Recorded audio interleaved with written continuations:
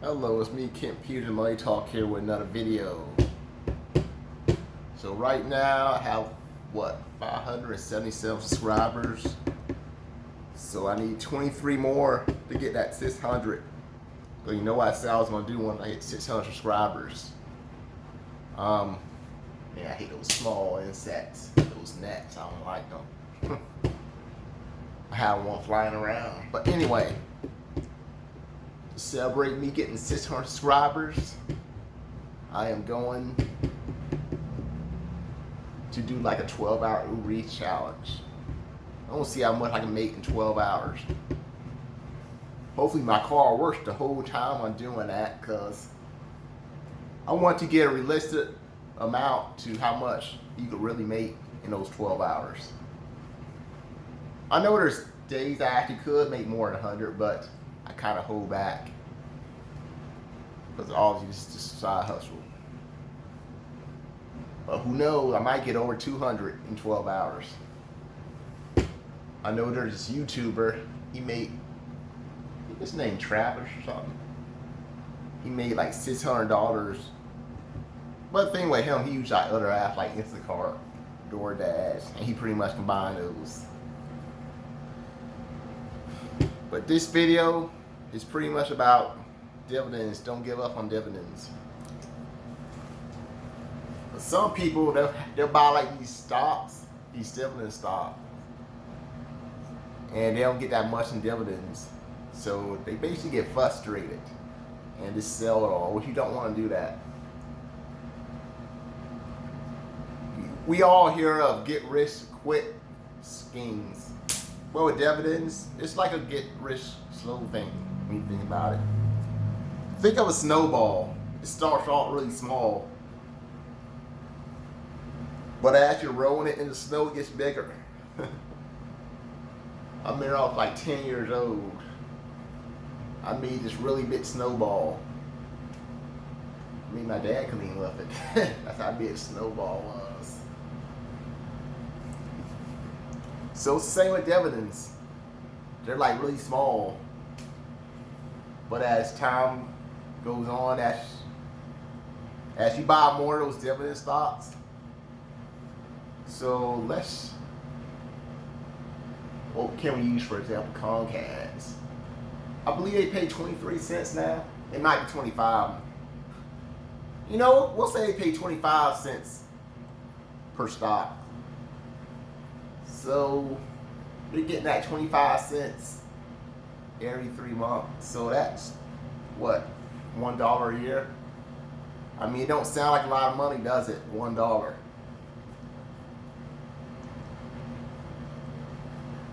But what if you bought like a Comcast share like every single month? So month number one, you have like one share. Then the second month, you have like 2 shares. So guess what? Now you're pretty much getting 50 cents every 3 months, which is now $2 a year. And you buy like a Comcast share every single month. So now you got 12. Had to get my calculator doing all this math in my head. So we're gonna say you bought one Comcast share every single month. So the next year you have like 12 shares, and you're getting what? $3 every single year, or no, every 3 months you're getting that $3 every 3 months, which is pretty good.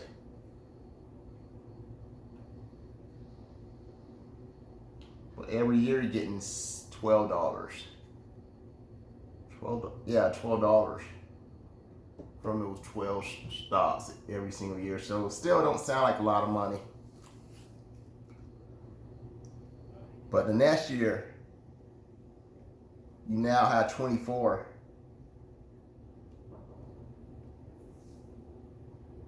24 shares. So now how much are you gonna make every 3 months? $6 every 3 months. Times that by 4, $24 a year. So next year, next year. So it's now, now been 3 years. So now you're gonna be making what? $9 every 3 months. Times that by 4, $36 a year. But you know, at 36, guess what? Now you can buy yourself an extra stock with that. So instead of having 48 shares next year, you know what's going to happen? You have 49 shares of that Comcast. Because you had like some extra dividends to cover a whole share of Comcast. I probably should have did this on board. I wasn't really planning on doing it, but I decided to do it anyway. Sometimes I do videos, I don't be planning on doing certain things, I end up doing it. But overall, I try to plan things out. So now it's been 4 years, you now have 49 shares of Comcast. So now every 3 months, how much are you gonna make? 25 again. So now you're making $12.25 every 3 months. Again, times 4. So $49 a year. And of course it go on and on, but I'm just gonna stop there with Comcast. So you get the picture. So after 3 years, you pretty much made enough in dividends to buy a full share of Comcast. So those dividends do add up. I had made videos showing how much those dividends add up. And I had been stocking up on Comcast share. So when I do my next update with Robinhood, you'll see that I bought more shares of Comcast. Now, some people don't like with these stocks is when the price go down. I mean, if it's like a growth stock, if you're like buying stocks when they're like, you're hoping you buy them when they're low and you selling them when they're high. I mean, that's pretty much your goal. So then when it goes down, you pretty much feel like a failure. You're not achieving your goal. But with dividends, it's pretty different. You don't really care how much the price of the stock is. As long as you're still paying those dividends, you're still getting money from the dividends, that's basically all you care about, is that dividends coming in. As long as you're getting it. Now,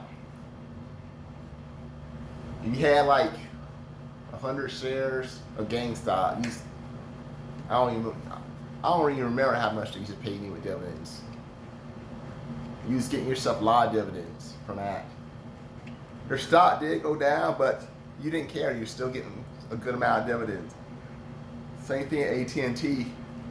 You were getting a lot in dividends.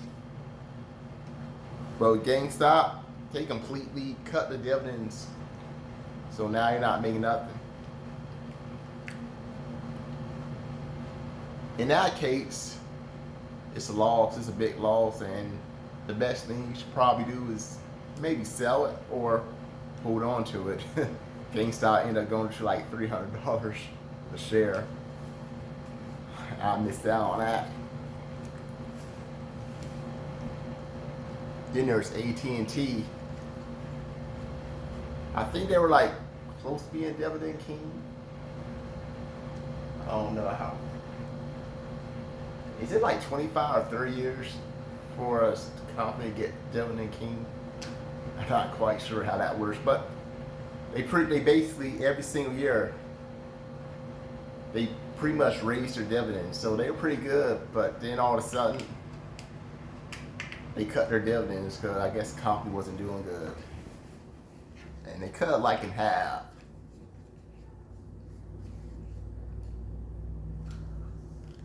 So situations like that, you probably feel like you're forced to sell your dividends. But I believe that AT&T will go back up. I mean, it's a risk. But if a dividend stock go down, usually you shouldn't give up on it. As long as you're still getting paid that dividends, invest more into it. That way the dividends get bigger.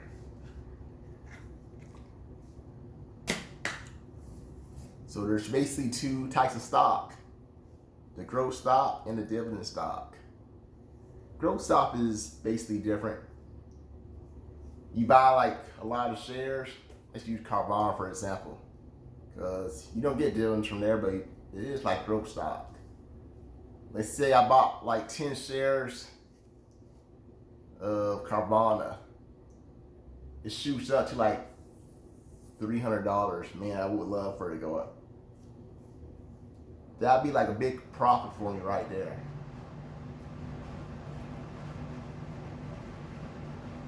But of course, if it went down to like what? $1 instead, it would be a big loss.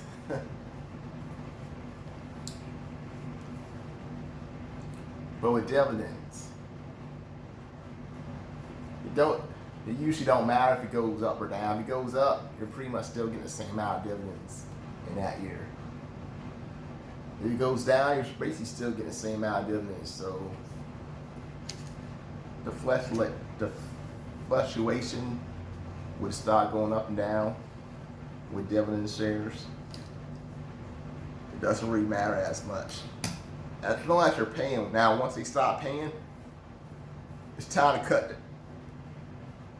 those shares loose. When they stop paying those dividends, that's when it's starting to go downhill. That means the business is basically not doing too good.